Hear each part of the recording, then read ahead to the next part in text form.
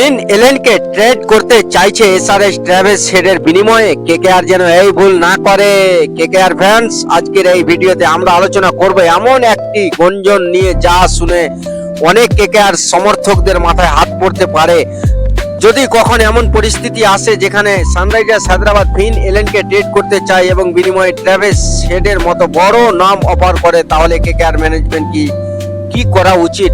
Video শেষ পর্যন্ত দেখুন, কারণ আমি এমন কিছু প্রশিক্ষণ এবং ক্রিকেটীয় যুক্তি তুলে ধরবো যা প্রমাণ করে কেন ফিন এলেনকে আগামী 5 থেকে 7 বছরের জন্য কেকেআর এর ভবিষ্যৎ হিসাবে গড়ে তোলা উচিত। প্রথমে একটা কথা পরিষ্কার করে নেওয়া যাক, ট্রাভেলস হেড নিঃসন্দেহ বিশ্বের ক্রিকেটের অন্যতম সেরা ব্যাটসম্যান। তিনি ম্যাচ উইনার, বড় মঞ্চের খেলোয়াড় এবং বিধ্বংসী ওপেনার। কিন্তু ক্রিকেট শুধু বর্তমান নয়, ভবিষ্যতের কথাও ভাবতে হয়, আর সেখানেই ফিন এলেনের গুরুত্ব সবচেয়ে বেশি। আইপিএল 2026-এ ফিন এলেন যেভাবে ব্যাটিং করেছেন তা দেখে অনেক বিশেষজ্ঞ মনে করেছেন তিনি আগামী কয়েক বছর বিশ্বের সবচেয়ে ভয়ঙ্কর টি-20 ওপেনারদের একজন হয়ে উঠবেন। তার ব্যাটিং এর সবচেয়ে বড় শক্তি হলো পাওয়ার প্লেতে আধিপত্য বিস্তারিত করা।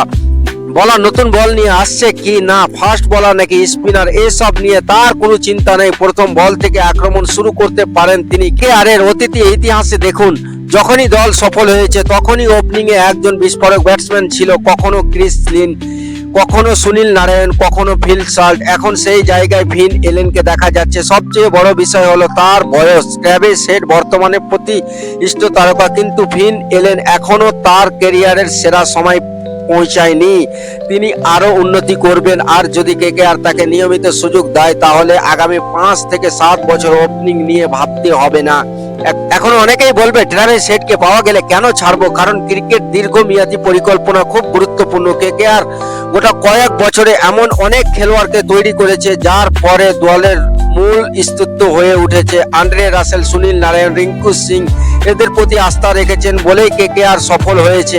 আজ যদি ফিন এলেনকে একটি বড় নামের জন্য ছেড়ে দেওয়া হয় তাহলে ভবিষ্যতে সেই সিদ্ধান্তের জন্য আফসোস করতে হতে পারে। আরো একটি গুরুত্বপূর্ণ বিষয় হলো ফিন এলেনের খেলার ধারণা। ইডেন গার্ডেন্সের মতো ব্যাটিং স্বর্গ, তার অ্যাগ্রেসিভ ব্যাটিং কেকেআর কে অসাধারণ সুবিধা দিতে পারে। পাওয়ার প্লেতে যদি তিনি 30 থেকে 40 রান করে দেন তাহলে মিডল অর্ডারের ওপর চাপ অনেক কমে যায়। এছাড়াও আধুনিক টি-20 ক্রিকেটে স্ট্রাইক রেট অত্যন্ত গুরুত্বপূর্ণ। ফিন এলেন সেই ধরনের ক্রিকেট যিনি 150 থেকে 180 স্ট্রাইক রেটে নিয়মিত রান করতে পারেন। এমন ক্রিকেটারকে সহজে ছেড়ে দেওয়া উচিত নয়। কেকেআর ম্যানেজমেন্টের উচিত তাকে দীর্ঘমেয়াদী পরিকল্পনা অংশ হিসাবে দেখা, শুধু একজন বিদেশি ব্যাটসম্যান হিসাবে নয়, ভবিষ্যতে সুপারস্টার হিসাবে দেখা। ভাবুন তো, আগামী কয়েক বছর যদি ফিন এলেন, রিঙ্কু সিং এবং দলের অন্যান্য তরুণ ক্রিকেটাররা একসঙ্গে পরিণত হয় তাহলে কেকেআর কতটা শক্তিশালী হয়ে উঠতে পারে।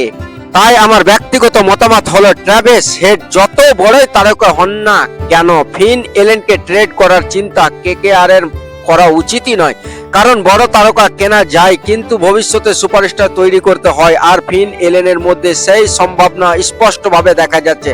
এখন আপনারা কি মনে করেন? আপনি কি ট্রাভেলস হেডের জন্য ফিন এলেনকে ট্রেড করতে রাজি, নাকি আপনি চান কেকেআর এর আগামী 5 থেকে 7 বছর ফিন এলেনকে নিয়ে এগিয়ে যাক? কমেন্টে অবশ্যই আপনার মতামত জানান। ভিডিও ভালো লাগলে লাইক করুন, বন্ধুদের সঙ্গে শেয়ার করুন এবং কেকেআর এর এমন সব এক্সক্লুসিভ খবর পেতে চ্যানেলটি সাবস্ক্রাইব করতে ভুলবেন না। আমরা আবার ফিরবো কেকেআর এর আরো বড় খবর নিয়ে। জয় কেকেআর।